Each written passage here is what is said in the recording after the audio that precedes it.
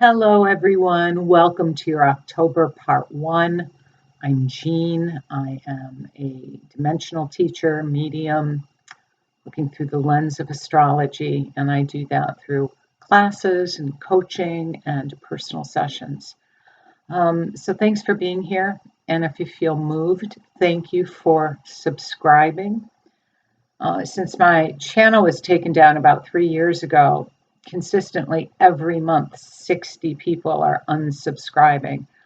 And at first I thought, well, I guess my message isn't resonating, but this is proving to show itself as a rather inorganic process here. So by subscribing, it helps to perhaps break any situation that has taken place with my videos and my channel. Okay. We are moving into lots of changes this month. We're in eclipse season. And so on the 4th of October, Mercury finally transits out of Virgo, where he's been transiting since early August, and now shifts into Libra through the 22nd of the month. So we're going to see a shift from the analytical, the judgmental, the critical, the getting organized, which has been great actually, into more the relational. Libra is quite the artiste, quite the lover of beauty and aesthetic form. But certainly this is a big change from what we've been experiencing, the past 7 weeks or so. And then on the 8th of October, Venus picks up where Mercury leaves off and now heads into Virgo. When Venus started retrograding in Leo back in July, is when we saw the strikes in the entertainment industry. I know at the speaking, the writers have reached a tentative agreement.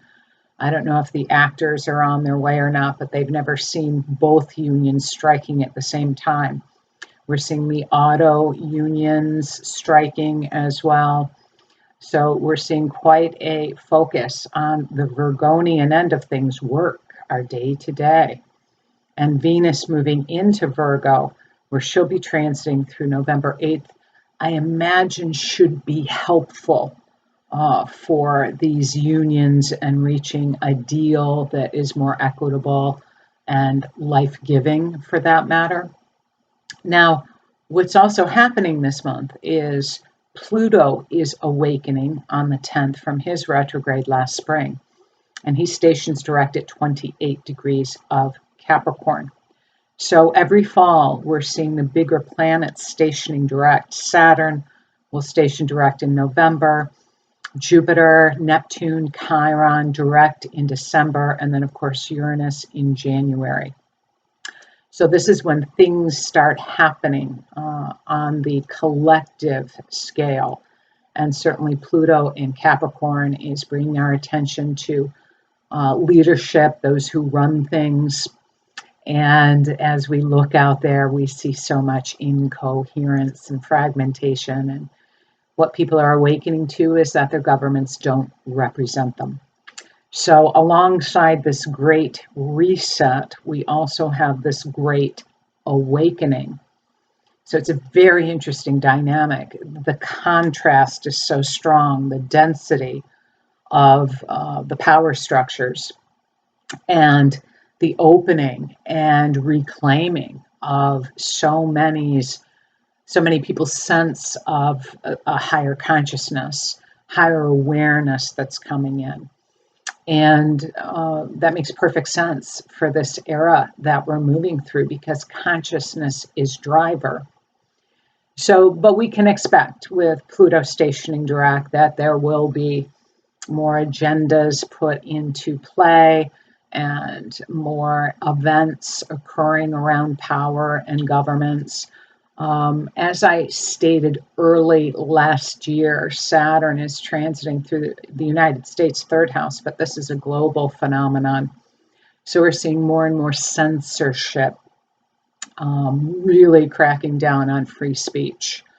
and managing official narratives. And if you fall outside of that, you can be demonetized, you can be deplatformed, you can have all kinds of problems. Now, the problem with that is when you censor, different voices and differing opinions and insights, it limits our ability to discern and ascertain for ourselves themes that are going on in our collective environment. So this is a little bit of a push on us to be aware of these censorship agendas, because what you do without controlling people through force is you control their mind. Of course, you manufacture consent, you manufacture deepening division.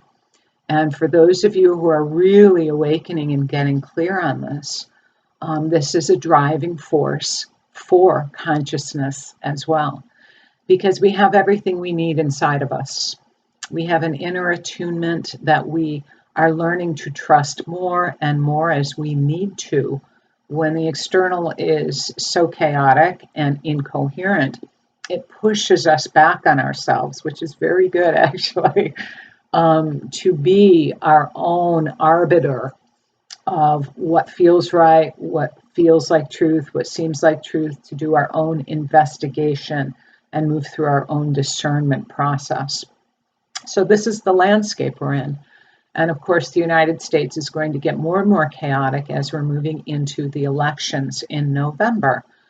And this time is learning to cultivate peace and how to be really grounded and centered regardless of what is going on out there in what I call the inorganic hologram, where there are agendas and seed implementation on what you are meant to think, what you're meant to focus on, all of that.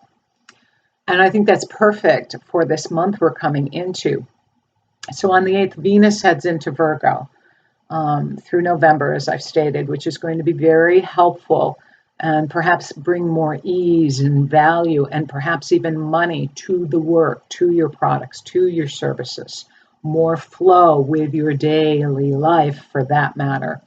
But what we bump into right as Venus is transiting is the first Pluto square. So we're moving through Pluto squares, which makes sense as well. And this is the Mars square Pluto that perfects on the 8th of October from 28 degrees of Libra to Capricorn. Although we'll feel that coming. Mars always comes in hot. So we'll be feeling that, from this as early as the 6th to the 7th. And certainly this has a broad spectrum that can take us into the 10th or the 12th. So being aware of the Mars square Pluto, as always, we're speaking about vibrational resonance. On the higher levels, this is the transforming of perhaps relationships, life direction. We may be transforming as we're becoming aware of patterns within ourselves. The shamans call it the parasite that lives in our brain, how the brain and the mind forms opinions. And whenever we're interacting with people or familiar situations, rather than really seeing those people or situations, we're drawing upon patterns of the past.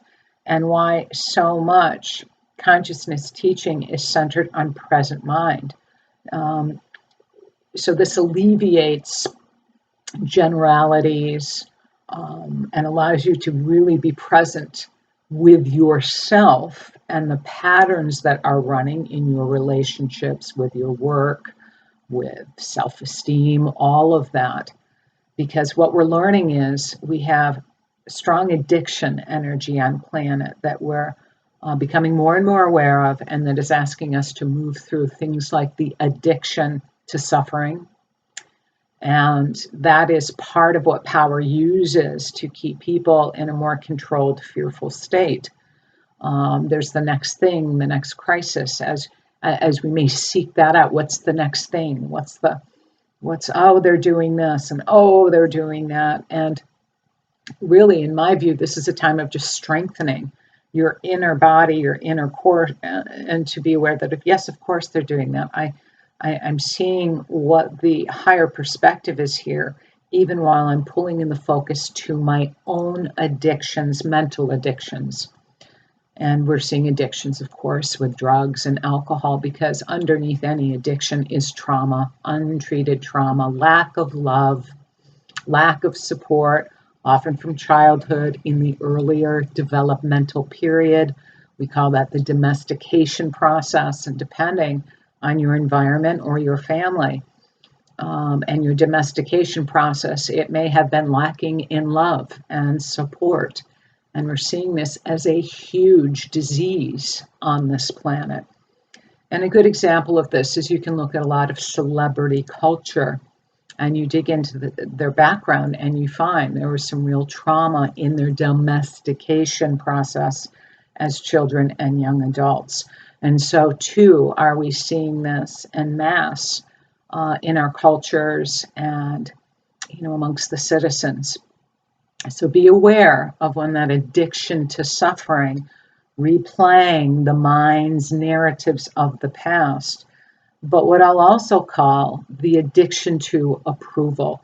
And I think this ties in very nicely with this Libran energy, this new moon solar eclipse in Libra that's going to perfect on the 14th.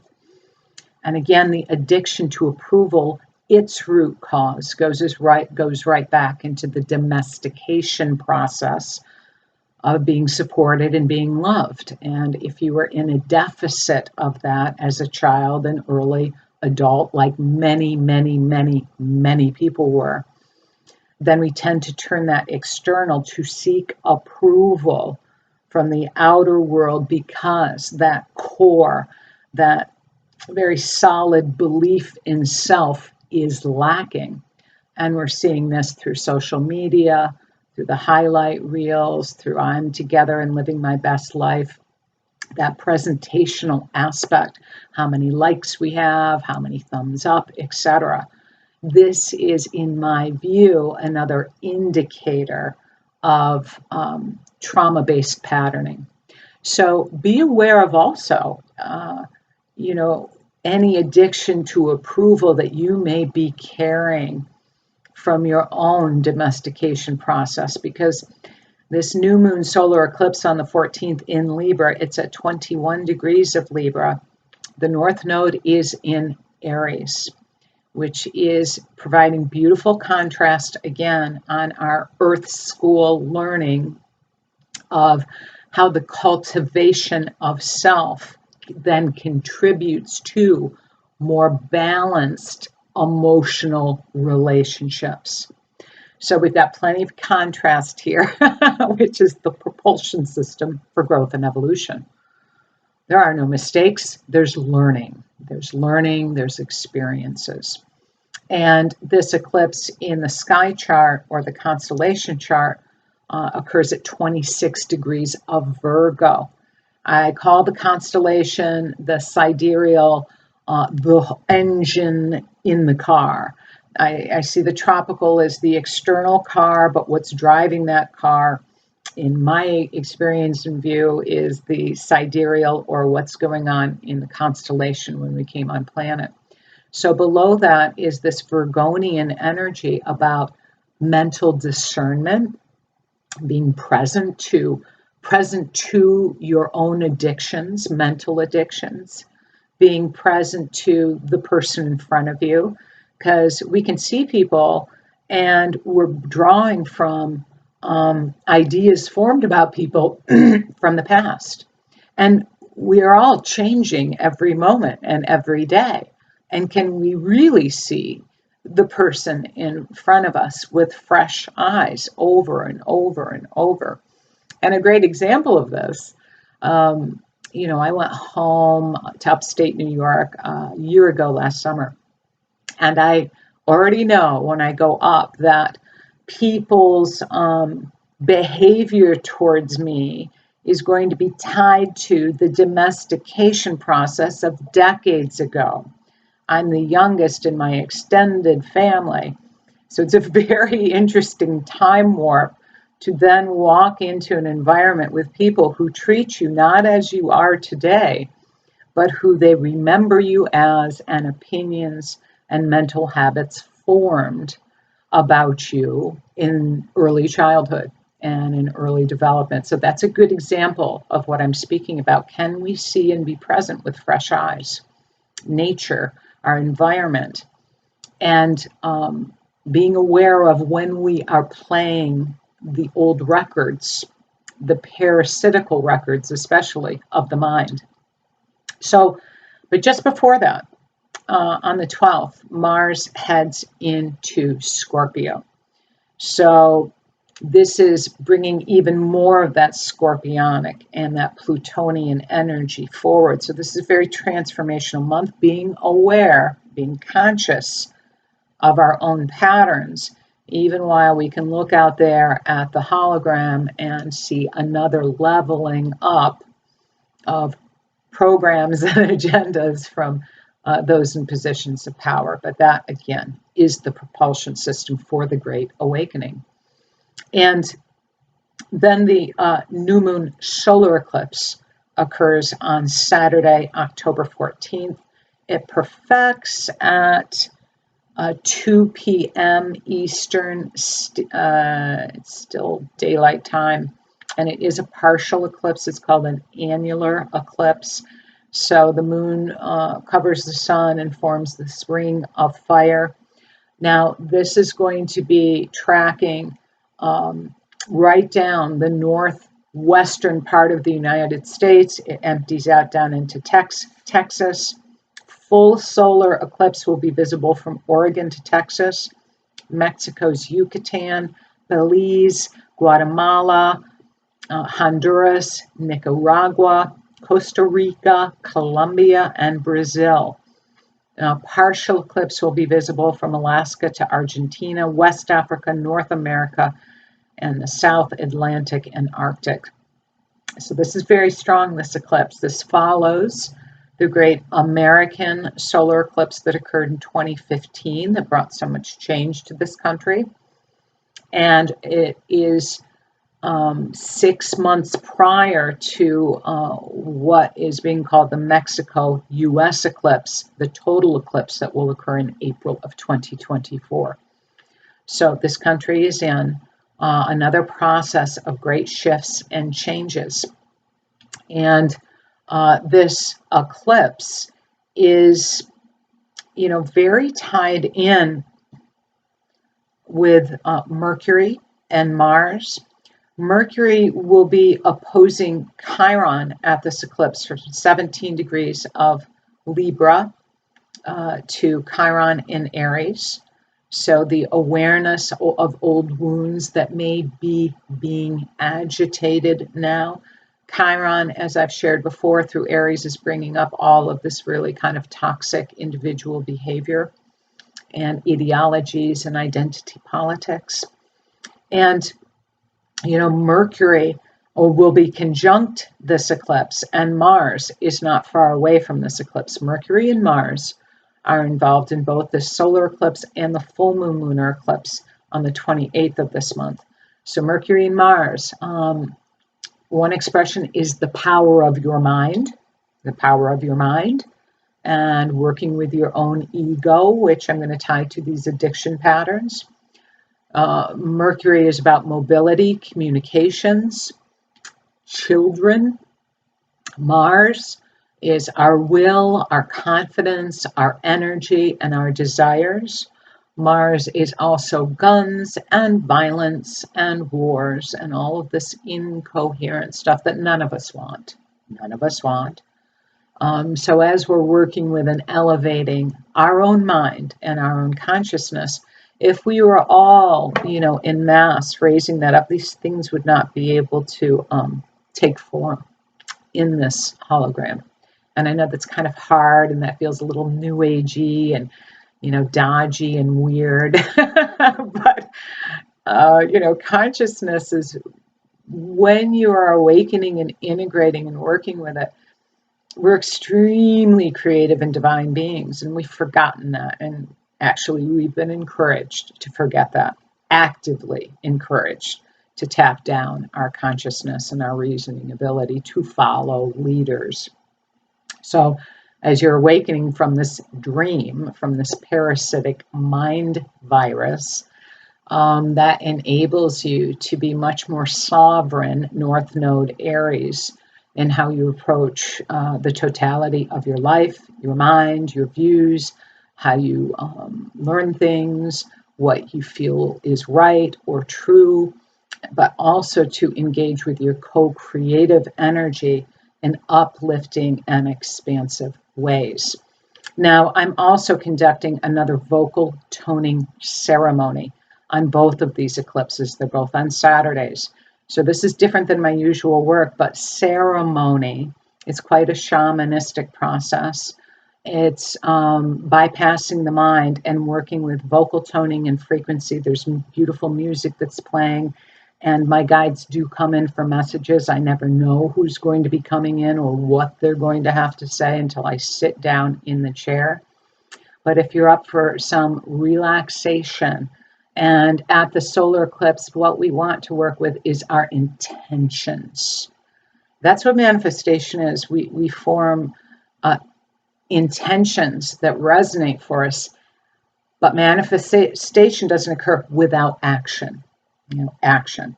And intentions also require the intelligence of the heart. What people get tripped up with is thinking. This is about feeling and the expansion and beauty and music and resonance and sound. That is my intention for these ceremonies that I'll be bringing forth regularly now at the new moon and full moon each month. And you can find the links below under my services, I think. So if you want to be available for that. So Mercury and Mars are both going to be in conjunction to this eclipse in Libra. And it's a tough time to be a parent these days, isn't it?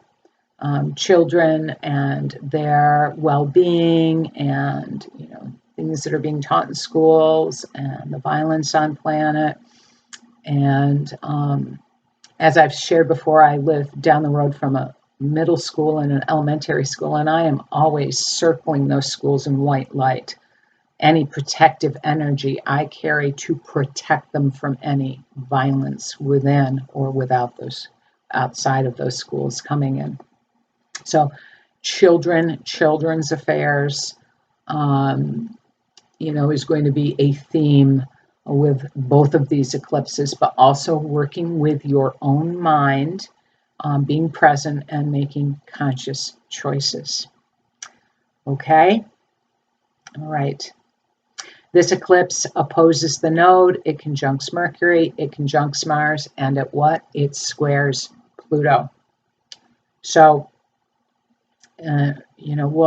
we're going to be dealing with the Sun, Mercury squaring Pluto exactly on the 20th of October. So this is real transformative, alchemical, controlling, manipulative, whatever dimensional frequency you're looking at, we have all of that. So take good care and